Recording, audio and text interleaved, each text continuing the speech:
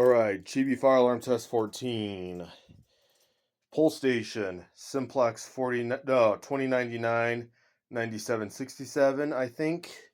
Yeah, 9767. TrueAlert ES remote horn and a 49 and a TrueAlert 4906 9207 addressable remote strobe.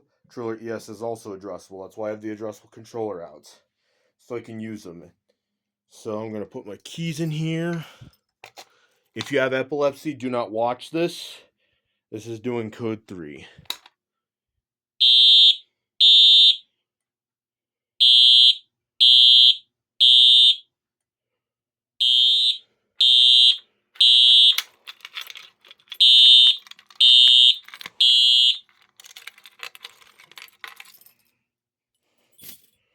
Okay. Now, yeah, I hope you enjoyed that. So I appreciate you. I appreciate you watching, and I'll see you in the next video.